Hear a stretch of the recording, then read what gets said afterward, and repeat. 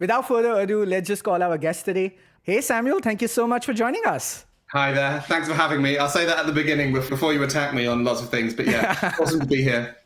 Before we get into the AI stuff, is Pydantic, the core library, still relevant? Is that still a focus for the company? Or are we going to see a big direction shift like we see in a lot of other players in this space? So we continue to work on it day to day. We have, if anything, some of the feedback has been we've had too many minor releases of Pydantic V2. Yeah, we still have somewhere between 1 and 3 people working on it full time. I have like big plans for the future. I don't know if you saw my issue around Rust model, basically keeping the data in Rust for longer to give us, I guess, up to another 3x performance improvement, but also support for things we can't do where we're going into Python. So it's absolutely still a priority for us. We're obviously as synonymous as you can be with a library in the sense the company's called Pydantic. It's really important to us, but both for me personally, but also for us as a company commercially, that Pydantic is successful. So absolutely, we continue to work on it. We continue to push on the bleeding edge of what you can do in Python. I think in 2.11, which will be coming out in March, we will support free threading in Python 3.13. So that's like something that's been around for a little while. Obviously requires a custom build of Python 3.13, but probably the biggest complaint people have had about Python over the last 10 years of the GIL, and Pydantic will support that. So absolutely, we've still got lots more to do in Pydantic as well as all the other things we're working on.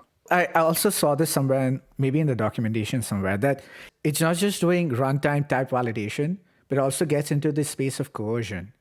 Yep. So can you talk about it? Is it just type coercion, or are you like dealing with malformed JSON as well? Like, how does Pydantic help with coercion?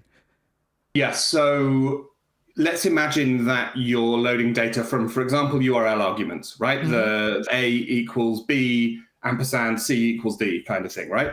And you want to take in, let's say, just an integer from a URL argument. Well, that because the input is a string, the values will always be strings, even if your field needs to be an integer. So actually, raw validation, check that the user ID query parameter is an integer, is completely useless because you've got to go and do the conversion. And the input will always be a string, but is it valid as an integer, right? You can then go up another level and have, say, you're parsing JSON and you're reading someone's date of birth. That's going to be a date. Well, there's no date type in JSON. So there's no point in having raw validation because almost every context, the types won't match the types that you have in your language itself. And so Pydantic has this concept of lax validation where we will try to coerce the data if we can. So we'll coerce, for example, a decimal string into an integer. We'll coerce a ISO 8601 or RS3339 date into a date. We'll coerce, for example, in Python, a string into a path type. We'll coerce a list into a tuple or into a set if you want it, et cetera, et cetera. And obviously, it's quite difficult to work out exactly what the boundaries of that should be. It's somewhat subjective as to what shouldn't coerce, but we work hard to basically do the thing that you would want most of the time. And now in Pydantic V2, we also have strict mode where we don't do any of that coercion. We only take the types that you would want. But even that, you still, if you're doing strict validation of JSON and you have a date field, then you need to be able to coerce, like I say, a string into a date object. No, absolutely. No, that makes a lot of sense. And especially, I come from a background where I mostly use open source models, and they kind of miss the types a lot sometimes. Just because unstructured to structured, it could be a big problem. You spoke about type coercion, right? We're trying to transform types. But what about malformed JSON? Like sometimes my model just forgets to put those double quotes in, like JSON's supposed to have. What about issues like those? Does Pydantic help there as well? So we don't have support for malformed JSON. We have this JSON parser called Jitter, which is written in Rust, is the fastest JSON parser in Rust. And it's obviously available. It's part of Pydantic core, so you can use it in Python. And it's also because basically OpenAI begged us to make it a dedicated package so that they could use it before they internally upgraded to Pydantic V2. It's also available as a standalone package as under Jitter. But what that can do, because as the name Jitter from like JSON iterable comes from the idea of parsing JSON, processing JSON as you parse it. So instead of just parsing all of this JSON and getting back some big lump of data and then processing it, iterating over it, you can process it as you iterate through it.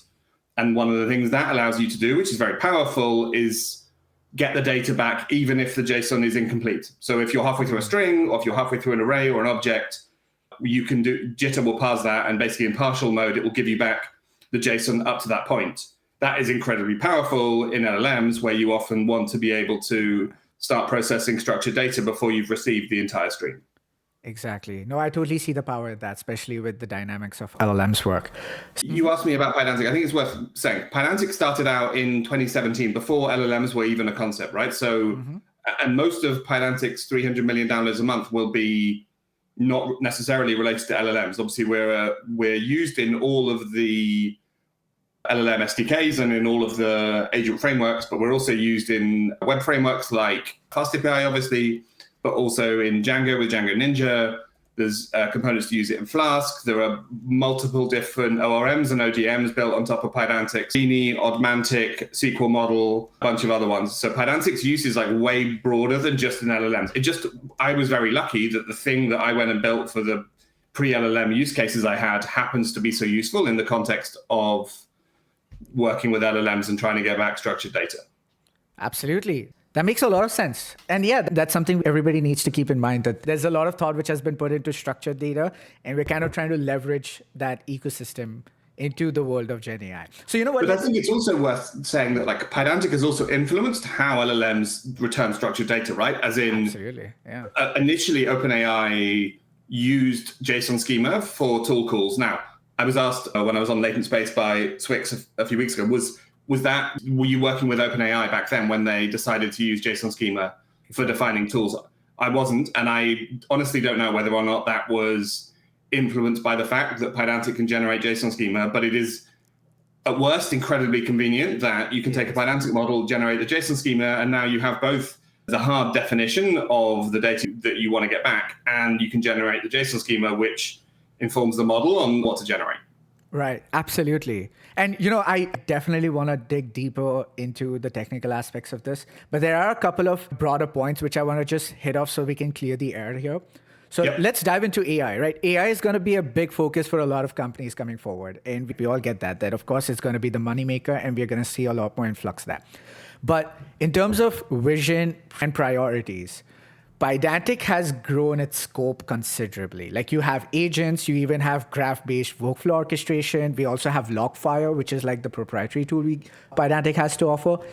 So how are we prioritizing the vision? How are we spending enough time on each one? What's your North Star? Like, how do you decide what to focus on, or what aspect of features to focus on? Let's start there. Right. So long term, beginning of 2022, I decided to start working on Pydantic full time. I was proud of how widely the library was used, but I wasn't particularly proud of the internals of V1. And so I started this work to fundamentally rebuild all of the internals in Pydantic to be written in Rust and be much faster, but also much more correct. And that worked, and we released Pydantic V2 middle of 2023. So it took us nearly 18 months of work to do that rewrite. And we got, I'd say now we're in places like 80 times faster than Pydantic V1 was, having the exact same semantics, and if anything, more correct. I'm very proud of what I've done in Pydantic. I think that Pydantic will probably be the most influential thing I ever do in my life. But I don't want Pydantic to be a flash in the pan that was used in the early 2020s and then goes and dies. I want it, there are enough people using it for really important tasks, NASA or the UN for like processing climate change data, that like, I want Pydantic to be great for the next, let's go and say 50 years. What does it look like to take a Python library or take a library and say, this I want to be fundamentally infrastructural to this system for the long term? And that can't be me working on it on my spare time. It's just too broadly used. And so I was really lucky at the end of 2022 that Sequoia got in touch and offered to invest. But that does now mean we're a company. We need to make money. I'm not ashamed of that. I enjoy running a company. I enjoy trying to work out what to build. It gives us the breadth to go and hire more people to work on Pydantic. It's not just me having to maintain it, more brains to make it even better. But yeah, we need to go make money. And that's where LogFire comes in. And Pydantic AI is part of that move to go and provide the tools that people want when they're building for LLMs. All right. Actually, that's completely valid. I mean, we need to make money to sustain a project, right?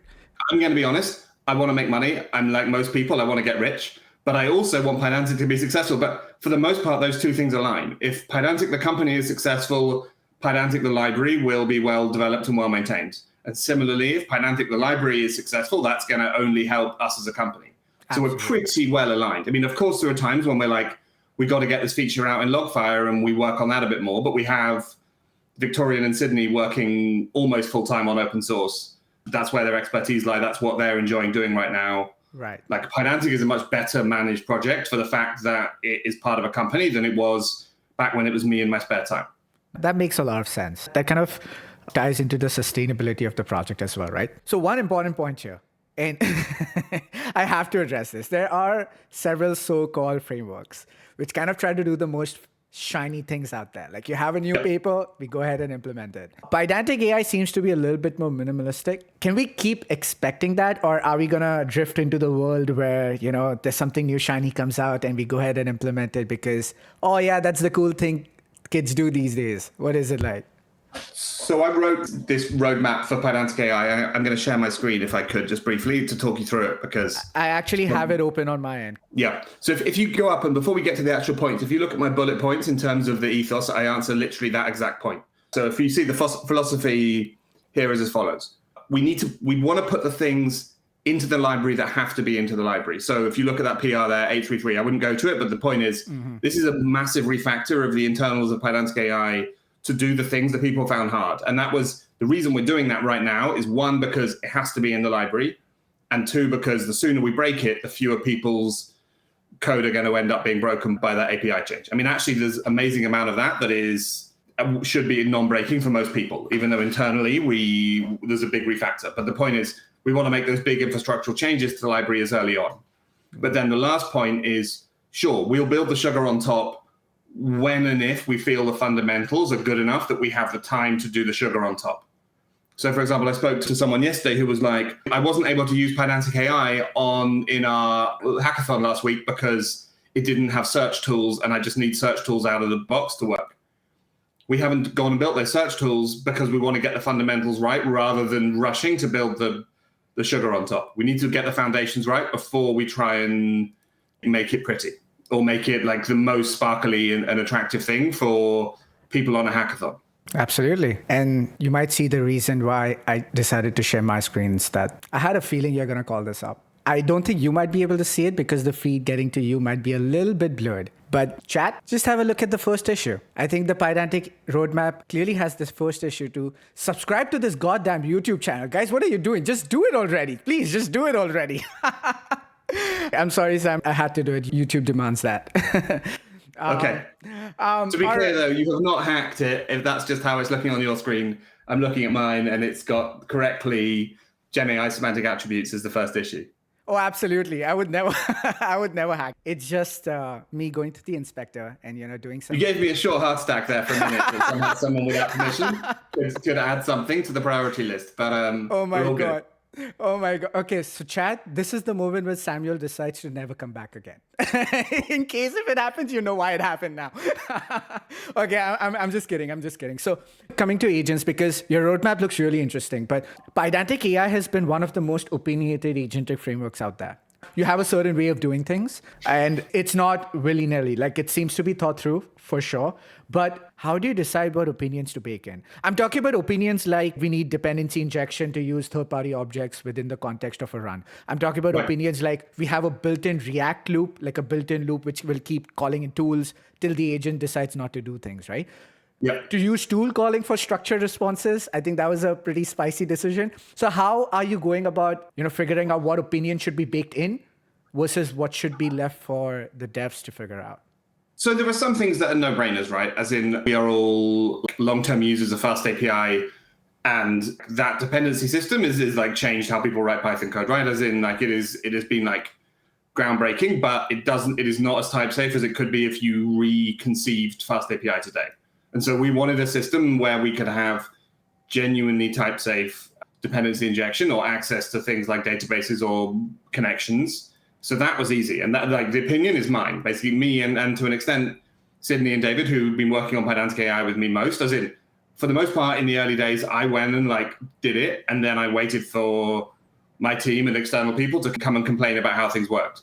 I used tool calling to do structured responses because it worked for the most part. And in particular, if you're using OpenAI, it works really well. Other models find that harder. We will support structured outputs. It's there on our list somewhere. Yeah, I mean, it's second on our list in terms of priorities. So you can see that we find that a priority. But I mean, it's very hard to build a genuine agent, as in this loop, using structured outputs, because for the most part, models, if you say, give me this structured output, it will only give you back that. It won't call tools. I think it depends a bit on the model, but like, it's not trivial to work out how you will go and give a genuinely agentic workflow and use structured outputs. Now, to be clear, the word agent and agentic and all of that like hype, some of it's useful, some of it is a useful abstraction, some of it I don't think is, some of it we just don't know what the useful abstractions are going to be. I mean, my opinion is that the best corollary for Gen AI is the internet. So there had been networking around before. People thought the internet was going to be a big thing, and it turned out to be even bigger than people thought it was going to be. But like, if you think about the fundamental technology that the internet runs on, nothing has really changed, or on like what you can go and use if you're building a web application. Nothing has fundamentally changed since 2001 and we had XHR. Mm-hmm. Sure, we have had lots and lots of improvements to JavaScript. Sure, networking has got much faster, browsers have got much faster, yada, yada, yada. But fundamentally, there was no new technology in terms of what you can do in a web browser since 2001. And yet, when did the right abstractions come to us? React 2014, Fast API 2017. It takes the ecosystem, the community years to work out what the right abstraction should be.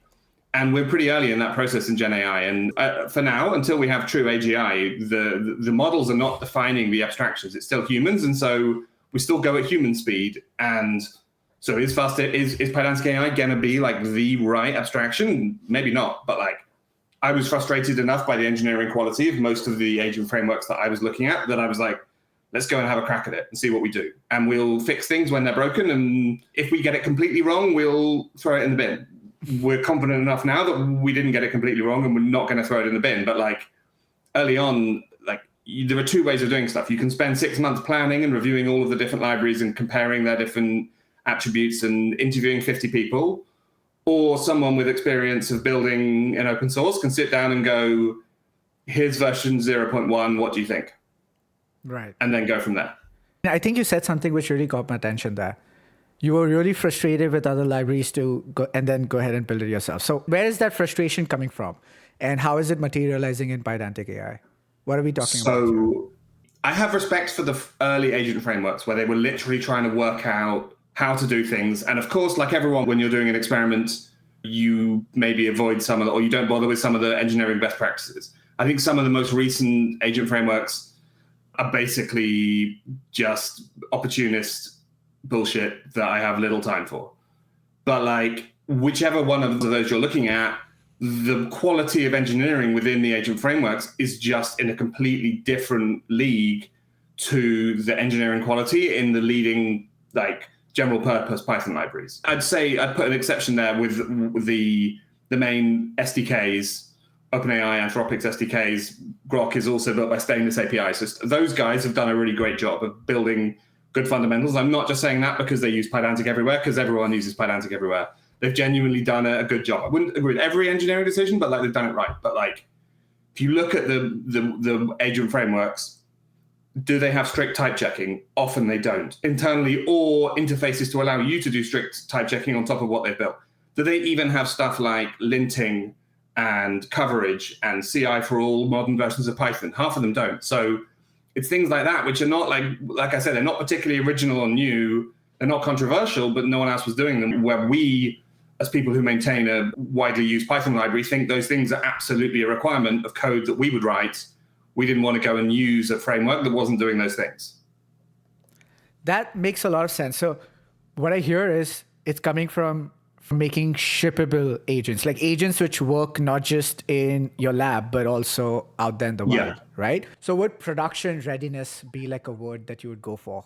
Yeah, that's exactly what I'm talking about.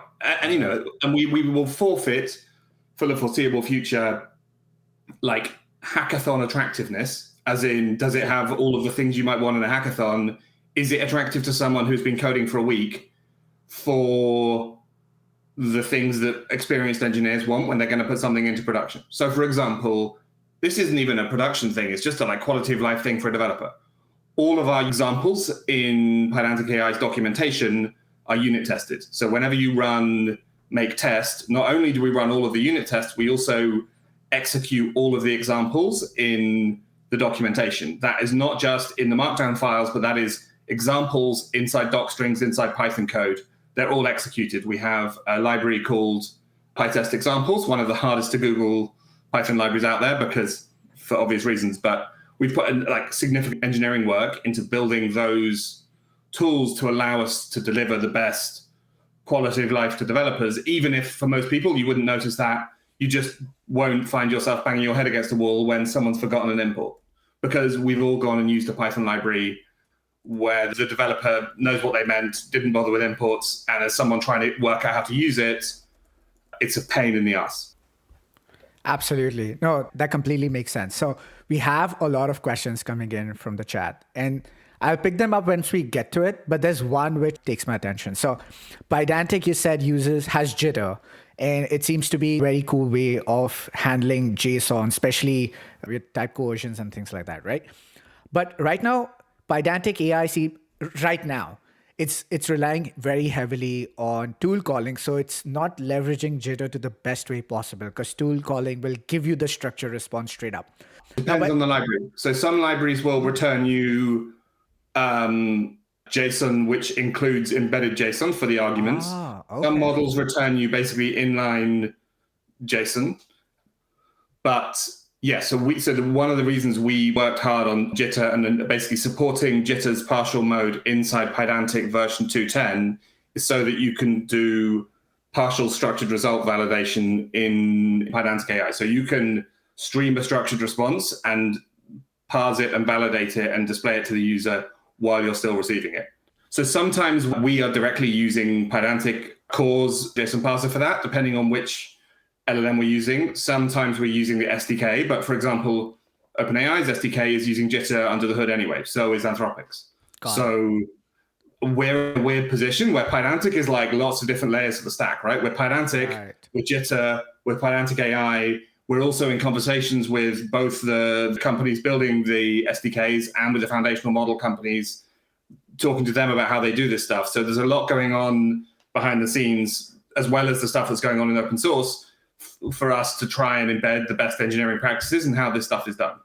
Absolutely. No, that makes a lot of sense. So here, actually, this prompts another question. Let's say in the self-hosting space, a lot of the providers there, they might not necessarily be in Python, like Ollama is one. Again, Ollama wouldn't be production ready, but hey, people use it for self-hosting, right? So the question is, once you get structured outputs as an alternative to tool calling, LLMs can be really chatty. They can print out a lot of text and the JSON could be embedded somewhere in the middle, right? Yep. And like I said, it could mix up the type sometimes. It could have some malformed stuff sometimes. So is Pydantic AI going to take that responsibility of, don't worry, give us the data, we'll get the JSON out and we'll make sure it works? And that exact can of worms is one of the reasons we haven't done structured outputs specifically yet. We've stuck to tool calling because it has numerous advantages. And with the most sophisticated models, OpenAI and Anthropic, it works really well. It does. We know, both from my own experience of trying it and from an awful lot of issues and from a lot of feedback on our Slack, that doesn't work well for the smaller models, particularly Ollama, models running on Ollama, et cetera, et cetera. And so it is in particular to do a better job of supporting them that we will do structured outputs. I don't know exactly how far we're going to go with that, whether we're going to start looking for like opening triple quotes inside markdown output effectively, whether or how we're going to do it, look for the first curly bracket and assume that's right. Good question, but that's exactly the can of worms we're not opening by being like, we're going to do structured outputs via tool calls first. Right, absolutely. The reason why I was drilling down on this is that recently on this channel, we compared another tool, which focuses more on the prompting layer rather than the agentic layer. And they literally build their own runtime to coerce those outputs, even malform JSON for that matter, so that you could reduce the back and forth between the model and the client to get the right output from the model. Because the model goofs up sometimes. And this is like a big win, because we saw that we need smaller parameter models to give us sort of the right answer, and the library kind of takes care of it without retrying a couple of times. Yep. So that's where I was particularly coming from. And it's an interesting case. And look, again, we come from the let's build a production grade thing. Let's target our use case, because I'm a strong believer that the best open source libraries are those that are used in production by the people who maintain them. Right. And we're using Pydantic AI in production. We're very happy using OpenAI. We've also experimented with Gemini. We could use Anthropic's API. We're not that concerned about cost because it's not that high a volume thing. Right. So we're building for our use case, and we're going to start there and make that experience best.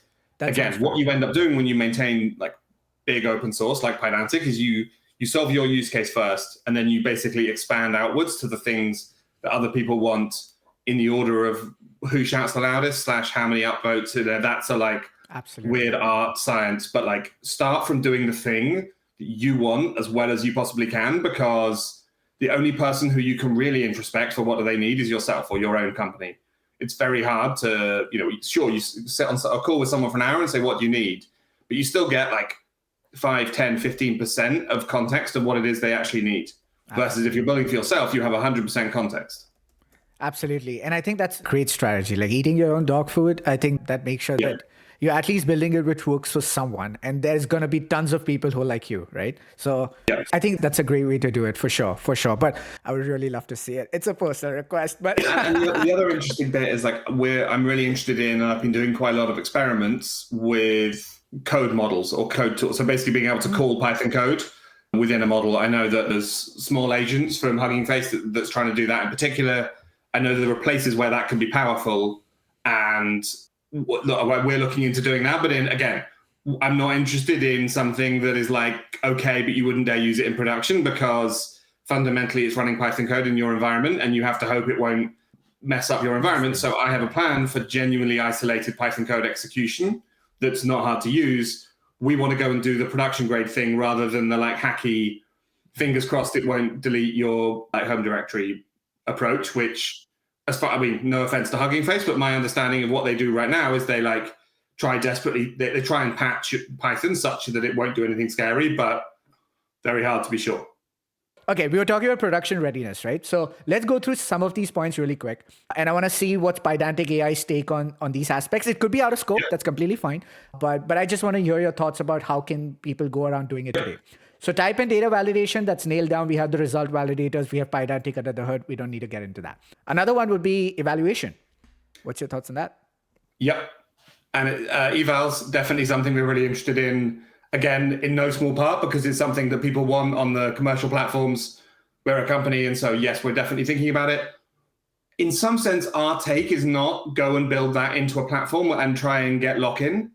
LogFire, the observability, is the thing where we're trying to go and sell. All we need is a good enough answer to these points that people are happy using LogFire instead of all of the LLM observability platforms, which are trying to build evals in. So we want to make evals first-class citizen of Pydantic AI. We want to make them as open source as possible. We want it to feel like using PyTest when you're doing offline evals. And then we want to support pairing them over time, as you would with something like CodSpeed for benchmarks. And we want to support the online eval, or like collecting the data for running evals on data from production using LogFire in combination with Pydantic AI. So yes, it's on the roadmap, and any feedback on that issue, much appreciated. So a big question which comes up when it comes to evaluation is the opinions around how do you go about evaluating agents, because it's indeterministic creatures, right? How many data points should you consider? How many use cases should you run tests against? Does Pydantic AI come with opinions, or is it like, hey, we have building blocks, you take care of it yourself? We are not going to go and build DSpy. We're not going to go and try to go like drill all the way down. We want to do the right thing about the high-level tools you need. So the abstractions that you need to do scoring, and then we're going to say implement your own scorer. And then when 10 people come and say we need a Leverstein distance scorer, we can go and add it. But there's no point in us going and adding a Leverstein distance scorer if it turns out that Gyro-Winkler distance actually works better. So let's build the fundamentals right, and then let the community come and basically bang on the door and say, this is what we need. In the same way that we built tool calling for structured data, not structured outputs, and then we let the community come and say, we really need structured outputs, and then we'll listen to it and go and build it.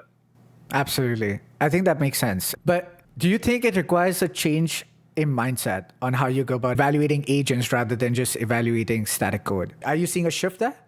Yeah, I think it's fundamentally different. I think that evals are much more like benchmarks in the sense that you don't get one number out. It's not a pass or a fail, but they're even more complex. They're even more finicky. There are more potential use cases, but it is a much closer to benchmarking as a comparison. I also think it's something where we don't know the answers yet. And maybe it's something where there will be a like soup of different potential solutions. Some work, some don't work. Or maybe we'll end up with a like, no, this is the best practice, just follow this. But that does not exist yet. There is not a like answer that everyone's like, oh no, X has just gone and got it right. Just do that. Absolutely. What about auth? Agents are talking to a lot of external systems, right? So how do we care about authentication in the agentic realm? Do you think something has to be done differently there? I think we don't want to be running random whatever code the model or the tool gives us back. And so I think we need sandboxing for code execution. We need proper Pydantic validation on what we get back so we can guarantee it does have the structure that we expected. We want to support things like MCP for tool calling. MCP, like awesome piece of tech. Spoken to David, developer, a few times. We want to support it, but it definitely, in that it comes from a slightly different mindset to agents written in code like Pydantic AI, we're going to have to do a bit of work to basically make MCP work with us. But I think that will give you an amazing potential to basically go and say, connect Slack to my agent, connect Google Drive to my agent, connect whatever it is out there without us having to go and build all those things. So really hopeful that is a whole big thing we don't need to go and solve. An extension of auth would be RBAC. Especially in the situation where we are giving RAG capabilities to our agents, right? We don't want the agent to put in parameters which could span multiple users. We want to restrict it in some cases. Maybe it's permissions based on the rules they have or things like that. How do we kind of reason RBAC when it comes to agents? Is that something Pydantic AI goes into it? I don't think I have a sophisticated answer to it. And what we don't want to do is go and be like, 3 people asked for this, let's just go and build it without working out what it is. We've done open source for long enough. I've built the wrong things enough times in Pydantic to try and solve someone's problem and then been stuck supporting that for the next 5 years of my life that we want to have our own confidence. Yeah, we would actually use that. Basic test of like, would our team want to use that? For the most part, I don't think we want to ask the model to be doing the auth. So like that's where the dependency injection thing is great because I've seen people doing horrific things where they end up passing auth credentials through system prompts because like agent frameworks make it hard enough to get that data inside the tool call that's what they end up doing. And that's obviously not what you want to be doing, particularly when you want to be able to experiment with different models from different providers where you wouldn't have 100% trust in them. Yeah, we're getting some W's for that approach, I guess. That's a good thing. Yeah, so I think I fell in love with Pydantic, especially for the dependency injection, because that kind of gives me a hack into plugging in my own custom code wherever I need to in a way that doesn't touch the model. So maybe that's a route people can use to implement these things. But absolutely, good to know that that's not something you're going to be diving into. Okay, let's talk about graphs. Oh my God, we're already burning through time here. So Pydantic AI, like I earlier said, it kind of has its own agentic reasoning loop, right? So it's got this React loop, which will keep calling the tool and then we'll get a response back and we'll keep doing that till the end of time. So how does Graph fit into this picture? I mean, how are you visualizing it? Is it like a layer on top of agents, which kind of just tries to glue different agents together instead of using vanilla code? Or do you see it as something deeper, which is like, okay, you don't like the reasoning loop, which we have within Pydantic, and you want to implement something your own? So yeah, use Pydantic graphs, and the graph itself has the same API as the agent. So the graph is your custom agent. How do you see graphs fitting into all this? Right, so I was a cynic about graphs. I had a few conversations with people who were like, we want this finite state machine graph support thing. And I was like, no, you can just do normal flow control, get back a union, decide which next tool to call or which next agent to call based on the branch of the union you got. I had a long discussion with someone actually on our Slack who was making this point very forcefully.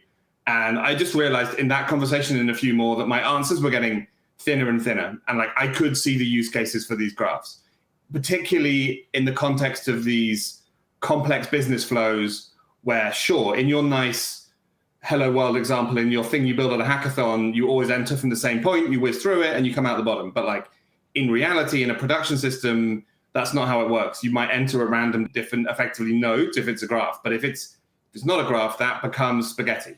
And so we started thinking about how to build graphs. We were very anti doing what everyone else had done and do this like define a bunch of nodes and then this add edge with 2 names. It just like felt completely untype safe. We hated it. And then David and I literally spent like 2 days sitting on a video call. He's in Montana, I'm in London, but just like playing with different ways of trying to connect things up. And then I eventually I felt got this like eureka moment of using these data classes. So you return the next node from your graph, but you don't call it until the graph runner then gets to go and call it.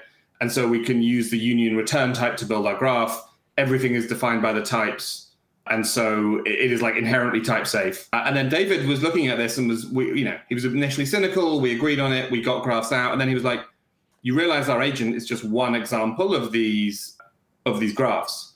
And wouldn't it be cool? Could we even go and implement our agent using graph? And I was like, maybe that seems like a really big refactor. And then David came back and was like, hey, I've done it. Here's a PR where completely re-implement agents using our graph library. And actually it gets much cleaner. And it is that validation for us that you can do even these complex generic cases using our graph library. And it gives us lots of other neat components. So one of the releases in the last few weeks, I can't remember which one it was, under the hood, our agents are now implemented using graphs. And now the PR that I was talking about, 833 earlier, because our agent is now implemented using a graph, as well as having the agent run method where it will basically loop until it gets to a final result, you can now basically iterate over the graph run and basically get the next node each time and choose to end early if you so wish. That is something I think a lot of people have been waiting for, haven't they? Yeah. So that does tie into this point, right? Where if somebody wants their own reasoning loop within the agent, right? They want to do something a little bit more sophisticated. Graph is the way to make their custom agent. Yeah, I mean, you can use agents within a graph, and you could use an agent for something very simple, like basically extract some structured data or generate some SQL or whatever it might be. Mm-hmm. But we also, I think we realized that, so one of the things that Swix was pushing back on me for on the Latent Space podcast was, why have you gone and implemented yet another low-level library for unifying all of the APIs? Why can't you go and use an existing one? And my point was, there isn't a good existing one that we wanted to use. If there had been a like go-to unification layer, we would have done it. And what we've realized recently in a number of things we're working on is, we actually have now what we think is the highest quality unification layer for basically being able to call the like low level call an LLM, but do it in a way that is agnostic as to which model you're calling. Right. And so we're basically going to expose that better to allow people to not have an agent not be the only entry point to call an LLM, be able to use the model types directly to make a call. And that gives you the unification layer. It gives you things like validation of responses. It will give you optional reflection and feeding back the errors, validation errors, if you get them into the model. But it will also come with things like instrumentation with open telemetry semantic attributes for Gen AI. So you get that observability layer on top of all the models we support. Right. Just one question before we move on. I think that's an important one. Since Graph is being used under the hood by a Pydantic AI agent, does that mean they will be merged into one, or can Pydantic Graph still be a standalone library? Pydantic Graph is still a standalone library. It has no dependency on Pydantic AI. It is depended on by Pydantic AI, but although they're separate packages in the same repo. I want to be able to use Pydantic Graph for things that are not LLM specific at all. For like general purpose workflows, I am more and more compelled by the graph, this type safe graph system that we've come up with, which I'm sure any academic working in the field of finite state machines would be appalled by and would say that's not how we define a graph formally, but fuck, is it useful, I think. And so I want it to stay the standalone library. I want to be able to go and do more complex like DAG workflows, even things like running nodes in parallel and basically I don't know what the term is, but you can branch out from within a graph and then you basically unify back from 2 different calls, stuff like that. I'm like compelled by Pydantic Graph and what it can do. But I want it to stay independent effectively of Pydantic AI. It definitely doesn't want to have any like Gen AI bullshit within it. Right. It is a graph library that we use. Right. And one important point, Chad, which Samuel brushed over, and he mentioned it, and it's a really important one, was open telemetry. So if you guys remember when we tried to plug in LangGraph before Pydantic Graph was a thing, with Pydantic AI agents, we were supposed to use 2 different observability tools, because everybody has their proprietary way of sending metric data, right? Traces. Open telemetry could be that unifying layer, wherein even if you merge different things together, provided they implement it, so that you have one observability tool, it could be LogFire, could be something else, which can pull data from all your different frameworks as you're mixing them together. I think that's going to be a big move. I really appreciate that. Yeah, I think it's massive. Obviously, it's important for us commercially because we're trying to say to you, hey, if you're building this stuff, you probably want observability. Here's LogFire. But we know that developers don't want to be like Windows style forced to use everything from within one company. So we're just going to do, and what's great is that over the last year, the OpenTelemetry special interest group has built these semantic conventions, which basically mean that everyone is going to work towards I'd say everyone except for LangChain, who are obviously doing their own thing outside of OpenTelemetry, but everyone else is going to unify around one, not only using OpenTelemetry, but using the same attributes, the same format of data. And so you'll be able to observe Pydantic AI using LogFire, but also using other tools. So we hope that you come to LogFire. We think we can build the best platform, but we're not going to lock you in and say, if you're built with Pydantic AI, you must use LogFire. And similarly, once other frameworks support OpenTelemetry semantic attributes, it'll mean that you can observe them with LogFire just as easily. I mean, I think we're probably going to be the first agent framework with good support for GenAI semantic conventions. So we're going to be in the lead on that as well. But hopefully the other frameworks catch up. So I want to get into observability next, but I have this one question about graphs before we can move on. Do we think we're reinventing the wheel here? Because, I mean, I come from a background where we've used temporal very heavily. We've used AWS step functions really heavily. And they're kind of really good when it comes to long-running workflows. And let me take an example to ground this. Like, I'm a content creator. Let's say I have a workflow where I punch in an idea in an app. It goes ahead, generates some, does some research, and then comes back to me. And then I write down the important points I want to cover, and then it goes ahead and does the script. Now, this could be over days, right? Yeah. So we need mechanisms to suspend the workflow, resume it back from the point. Now, those are fairly solved problems. There are tools like Temporal, there are tools like Restate, there are a lot of tools which do that. Do we think Pydantic Graph is trying to re-implement the wheel here? And is Graph the best abstraction rather than doing something which is a little bit more vanilla? So we are definite. So yes, there have been people trying to build finite state machine libraries in Python for a long time, right? I know this because when we were trying to work out what to call Pydantic Graph, we were going to call it something that didn't have Pydantic in the name. And basically every single graph library, it's like just so many carcasses of former libraries. Like someone worked on something in 2015 and then abandoned it, 2021 and abandoned it. Every single name you can think of for finite state machines in Python has been taken by someone and then abandoned. So that is good evidence that basically it is something people want and it is unsolved by the number of libraries. I am absolutely confident that we are not reinventing the wheel in Pydantic Graph's interface because it is fundamentally different from what anyone else has done in terms of this type-safe system, this use of the type annotations to fundamentally draw the graph. Are the systems for execution like temporal, well explored? Of course they are. I know that the temporal guys reasonably well because they have the same investor as I do, but I don't think they have. I'm sure that their underlying technology is awesome, but I don't think that they have done as much of the let's make the developer experience in Python as good as it can possibly be. I think particularly as they started in the Java ecosystem. Right. So I'm working now on state persistence for Pydantic Graph to allow you basically this. So one, you're basically snapshotting the state of the graph between each node, but that then means you can go and run those nodes distributed over time and compute as you want. The neat thing is it's not very complicated. And we have had RPC and queuing libraries in Python forever. I happen to maintain one, Arc, which is very widely used in large companies. So I have quite a lot of experience in that space. But the hard bits of technology, things like what do you use as the queuing library, that's all solved. We're not going to go and reinvent Redis or Postgres's ACID conventions, right? We're going to go and build the right developer experience on top of trusted fundamental underlying tools like databases and queuing libraries. Right. I think we've just hit the time. Can we get 15 minutes more? Yeah. Of course. I've been wanging on, so don't worry. Yeah, happy to talk a bit longer.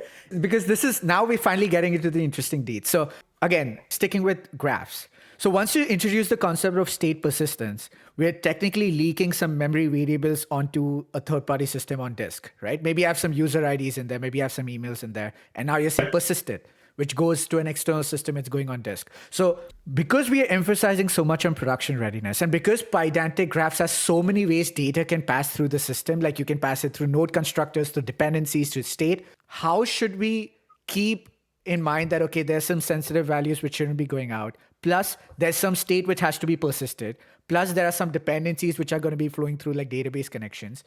At the same time, things are going to get persisted and resumed. How is that mental model like? Because I've seen a lot of people not well-versed with state machines kind of struggle with that notion, you know? Yeah, I think it's a hard education piece, and it's definitely a learning curve, and we're not claiming we have that like big don't come and use graphs unless you're sure you do. And in fact, I'm confident enough of them that I need to tone that down a bit and stop quite as much of the like nail down analogy and be like, hey, just be a bit careful, but whatever. We're not, unlike other libraries, we're not saying, hey, this is the thing you should start using in your first week of coding.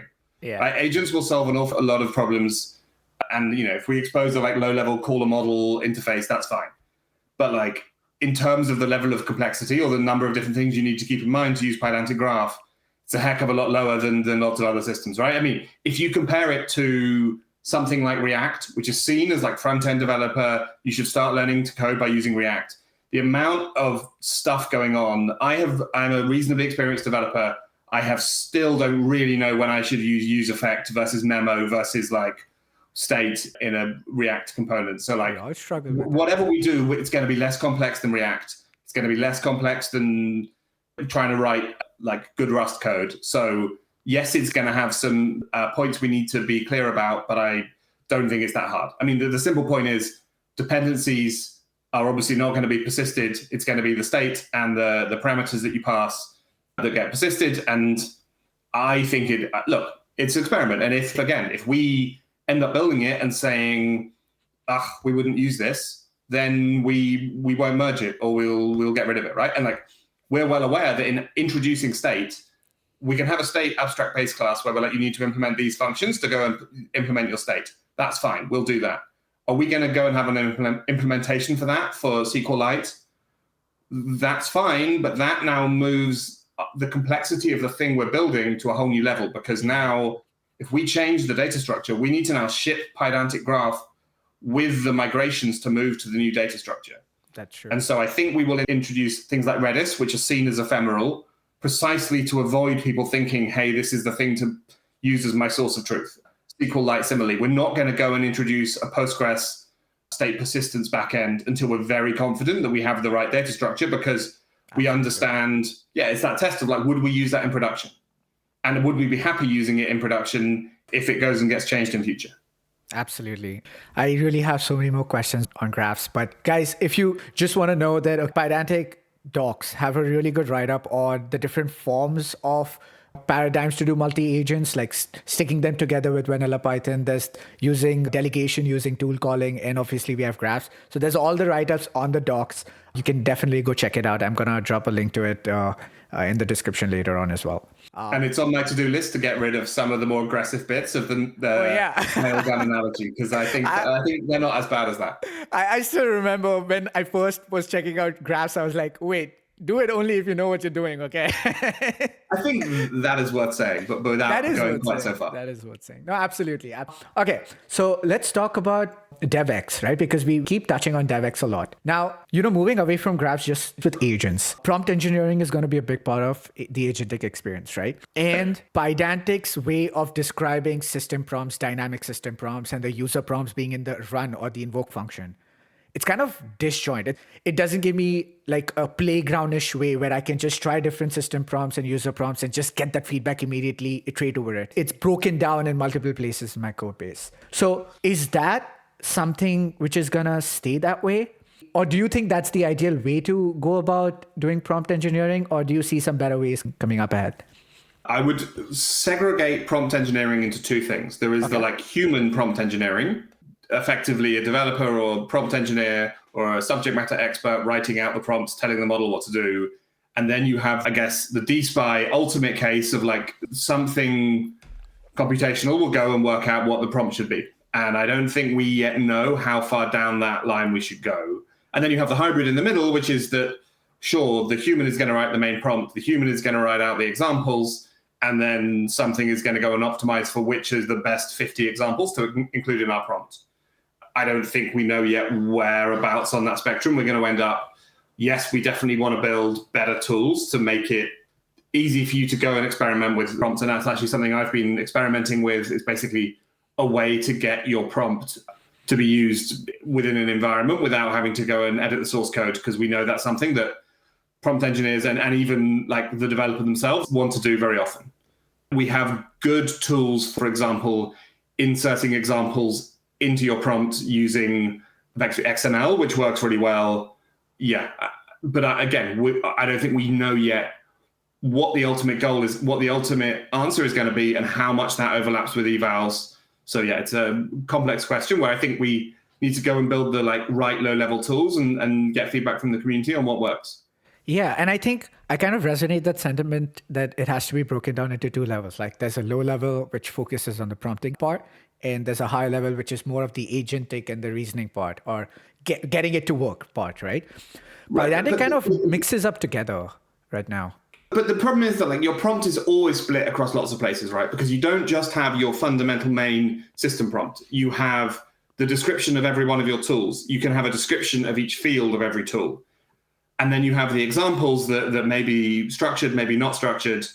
Yeah, it's complicated. I mean, our system right now gives you pretty good support for basically having a Pydantic model that defines your prompt and all of its contingent parts. And then we basically want to build a way of being able to go shoehorn in a customization to that into a production stack. Because what you often hear when you speak to engineers who are using these tools is the sandbox or examples tools that come with many of the LLM DevOps platforms are really useless, because you can't actually go, sure, I can run my prompt and see the output it gives me, but if I can't go and use that in the production stack, It's not that useful. So if you take an example from inside LogFire, we allow you to write natural language to query your data. And in the background, that's obviously converting that to SQL, doing some degree of reflection. If the SQL is invalid, asking the model to fix the SQL, then running it, then giving the user results.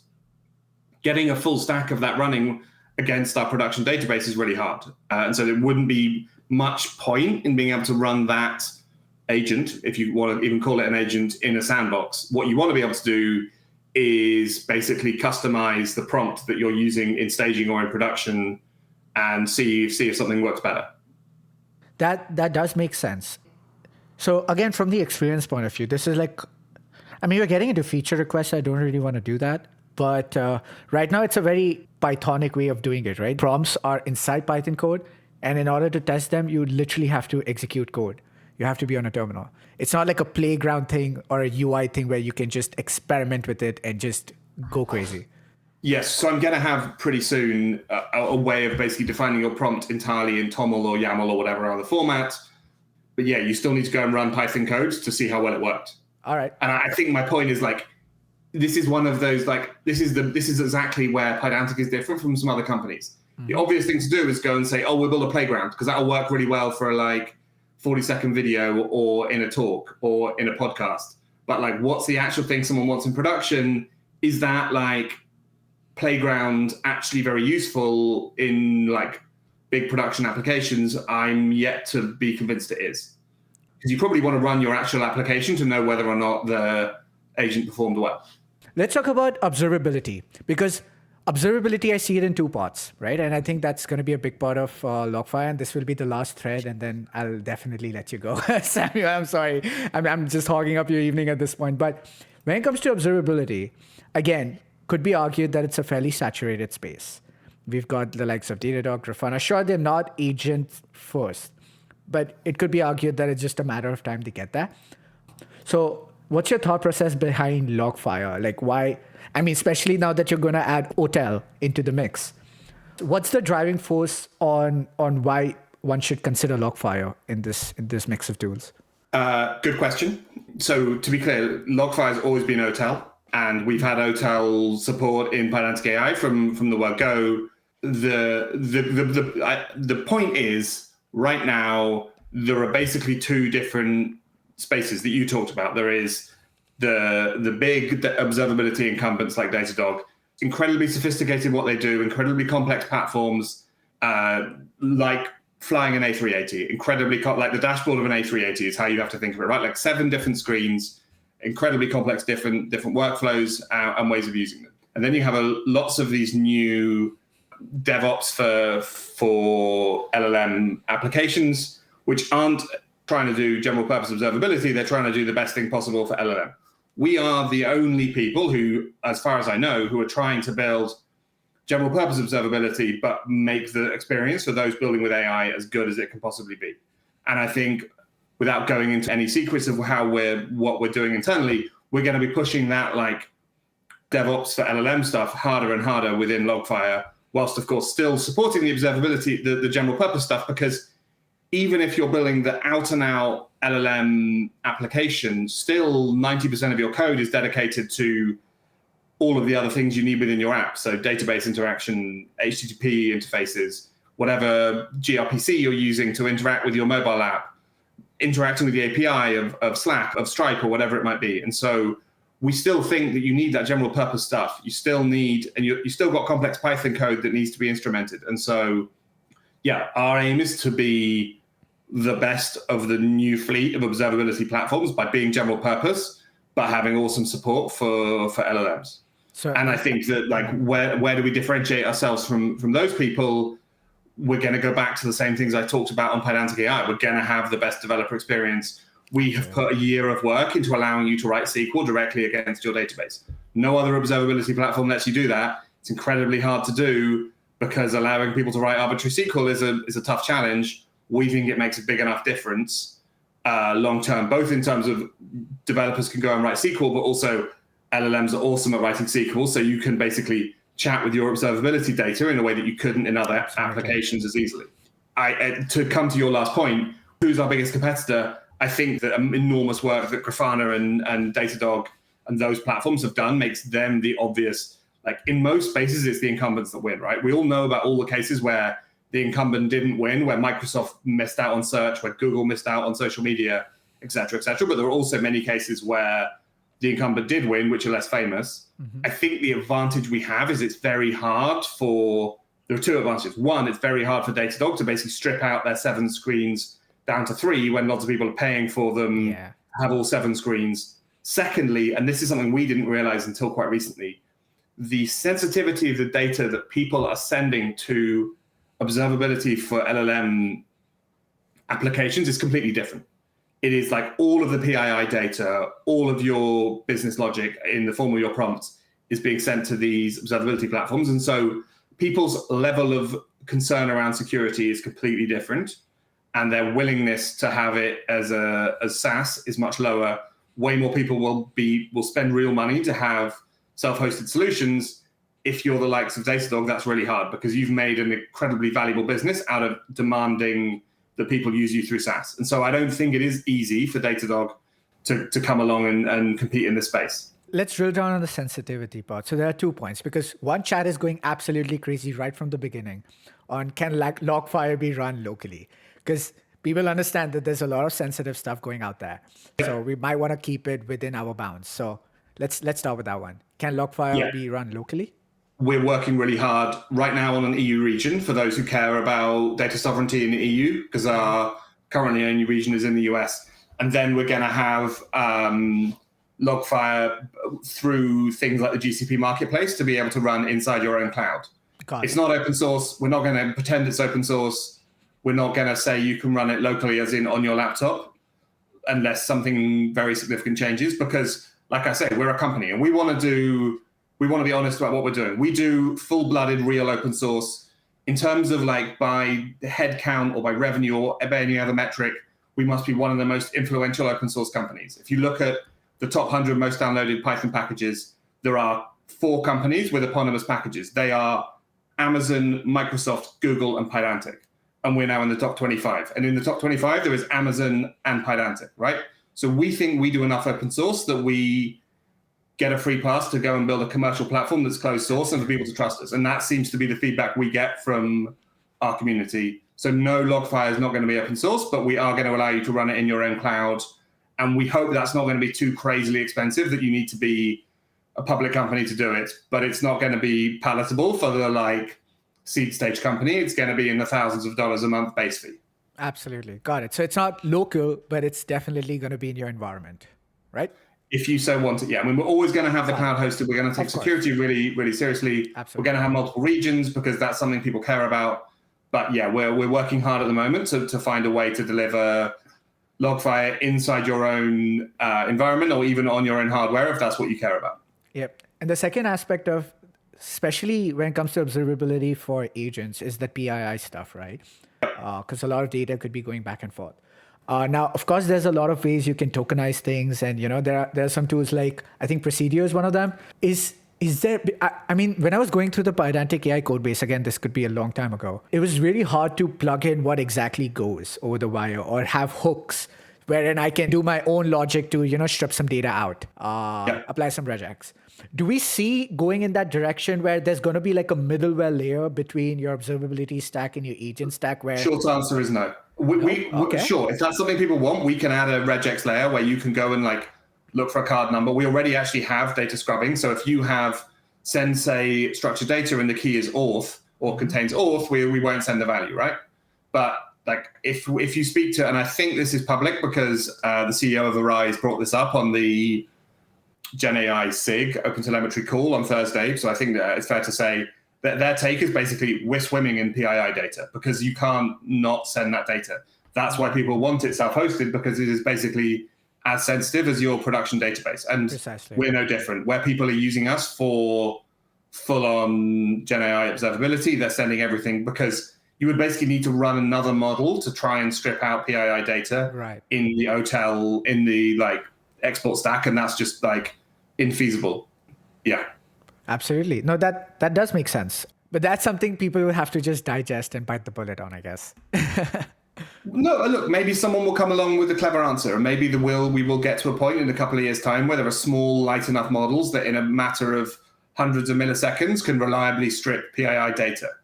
And obviously there will be companies who are like, I don't want to send through the actual messages, just send the length of the prompt or something like that and how long it took. Of course you can do that, but like obviously what the engineer needs when they're looking at the prompt and working out why the model behaves in a certain way is every detail. So even if you stripped out PII data, it wouldn't actually necessarily, you still lose fidelity. Right. So much better treat that data as sensitive as your production database. Absolutely. But allow people to look at it when they have to. Absolutely. And again, chat, just want to add this. Pydantic has a lot of features in dynamic prompt creation, especially the dynamic system prompt and stuff, where if you wanted to strip off that PII for the model itself before it even hits like the LLM, you can technically plug those tools in at that layer. Yeah. But I think the idea which we're trying to propagate is, Sam, and correct me if I'm wrong here, whatever goes to your model, you likely want the same thing to go to your observability stack.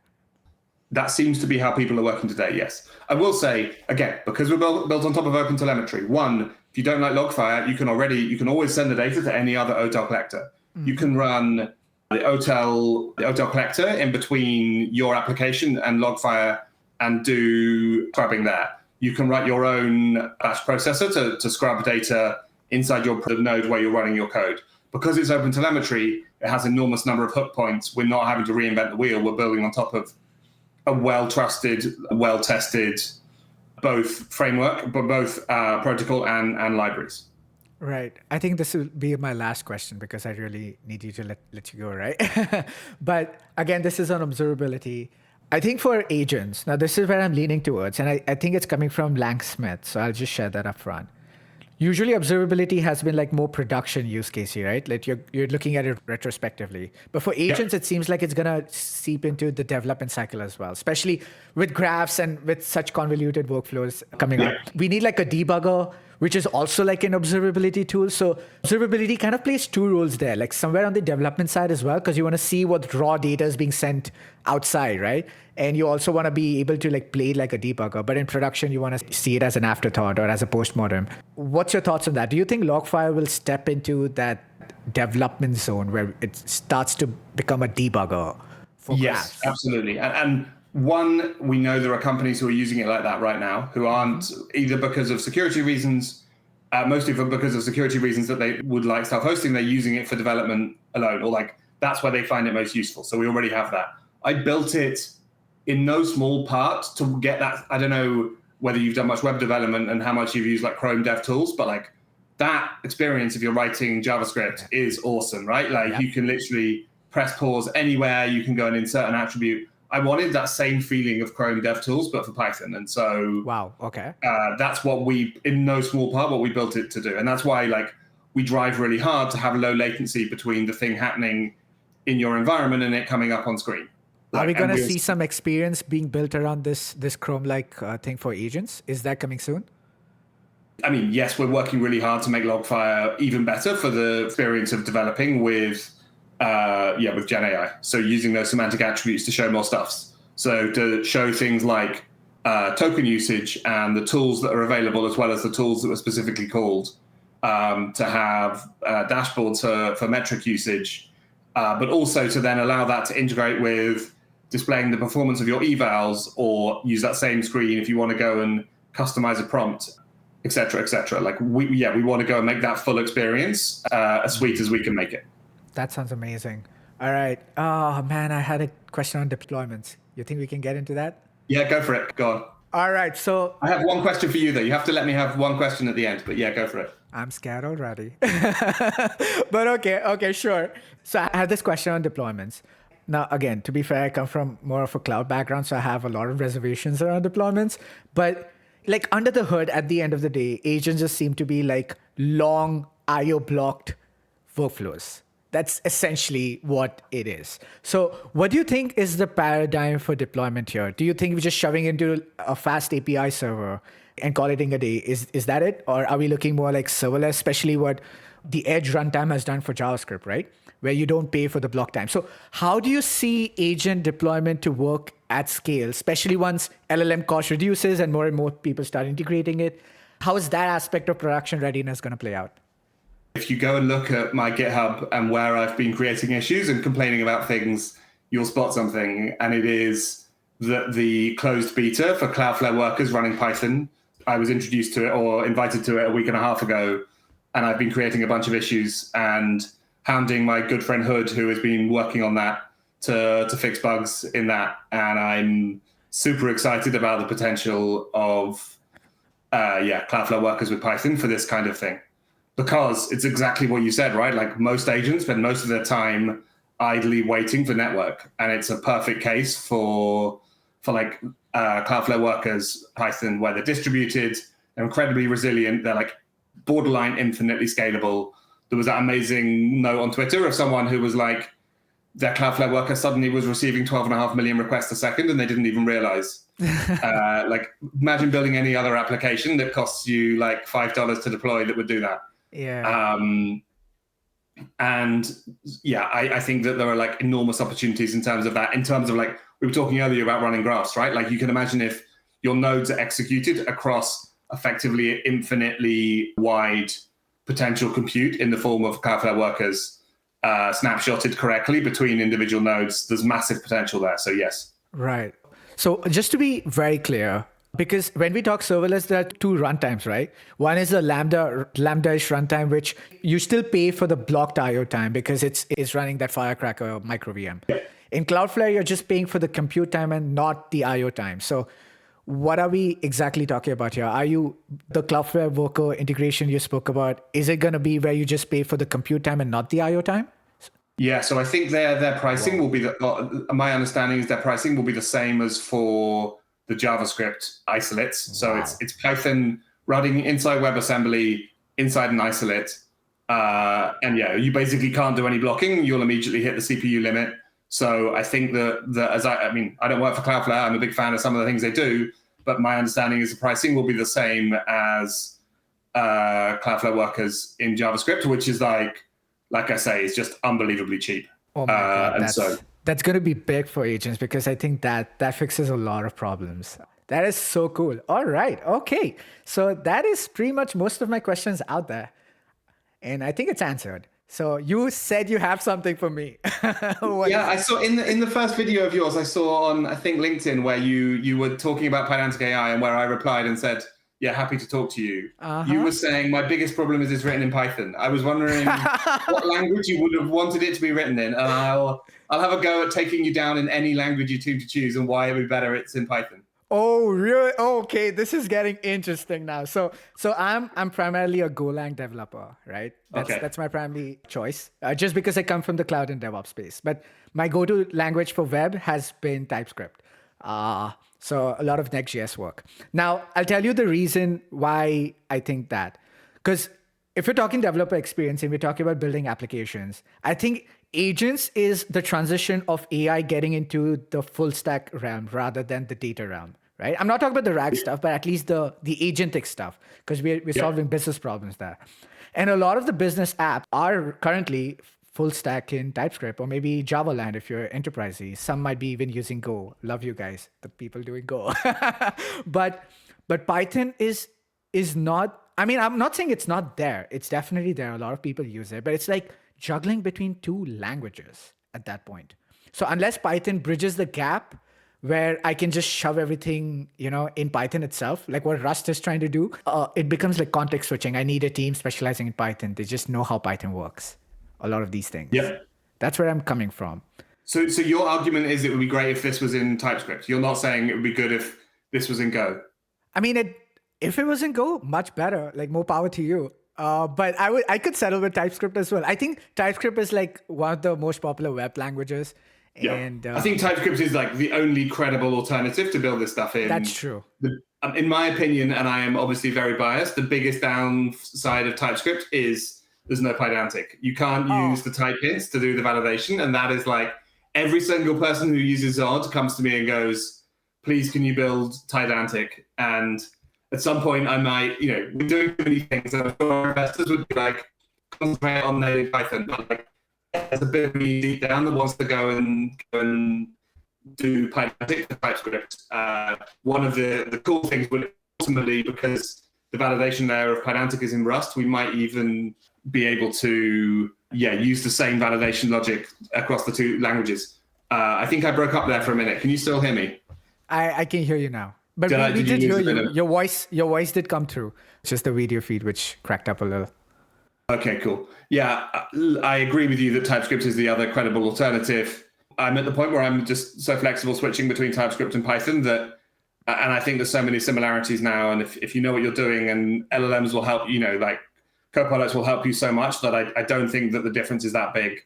So I'm not that compelled by either the argument TypeScript is better or the argument that the overhead of switching language is the biggest challenge. And also, Python is getting faster really quickly in the grand scheme of like languages. And so, and LLMs, and, in the scheme of things, very, very slow compared to language performance where, Python's overhead is tiny. So no, I think that like Python is absolutely the way to be building these things right now. But again, I come back to things like OpenTelemetry being implemented and being available in all languages should mean that like the barriers to switching, because we're built on OpenTelemetry, should be nice and low. If someone goes and builds an awesome agent framework in TypeScript, whether it be us or someone else, you should be able to go and use it with LogFire just out the box, because we're using the same protocol to communicate the data. Yeah, no, absolutely. And just guys who are wondering, Zod doesn't have the type coercion capabilities, and it has this own syntax in which you have to define types. And that's why Pydantic is just a better experience, arguably, than Zod. So absolutely. But there's an interesting question here, because there's another tool which we're really considering on this channel, which is BAML. The idea is that taking the jitter component and adding like a code gen capability on top. So instead of writing a library like Pydantic for every language, why don't we type generate it? Why don't we generate some code around the core jitter library to support multiple languages? Which I know code generation is a big no-no for a lot of people. It was for me as well. But just the fact that it allows me to do agents in TypeScript or potentially even Go. They're adding Go support. I can't believe it. But is that a direction you think you guys will be going in? Like, will we see a Pydantic for JavaScript? I think there's a possibility of a Pydantic for JavaScript. I think there's also, we do an awful lot of Rust internally. Like our stack inside LogFire is TypeScript, Python, and Rust. And there's a few of us like me who are obviously comfortable across all three of them. I think it would I've also heard a few people who are like, in my opinion, there is no reason to write Go when you could write Rust, other than I learned Go first. And so, my friend, we can have an argument just on that. A 1 hour call just on that. I'm kidding. Okay, well, maybe at some point, although people might not be as interested in that. Of course. But we don't have the Go skills inside us. So I think if we were to do it, we would go and look at doing it in Rust. I will say that as someone who is comfortable writing both, the speed of development in Python is just in a different league to Rust. Absolutely. And the same is true, I think, of Go. And so I think when you're moving fast on these things, Python or TypeScript are the way to go. Yeah, absolutely. That does make a lot of sense. I think that's it from my end. Samuel, thank you so much for being so patient with us. Do you have anything you want to share? Like, where can people get started, or maybe something you want to just plug in, some CTA you want to plug in before we call it a day? No, I would love people to try Pydantic AI, to have a look at the roadmap and give any feedback on what you want, what in that list or not in that list you'd love us to do, and also go try LogFire and again give us feedback. Come and join the Slack and be as brutal as you like to me privately or on Slack or on Twitter or anywhere you can find us. We love that feedback, and love people to try any of the things we're working on. Absolutely. Thank you so much for your time, Samuel. We really appreciate it. Thank you so much.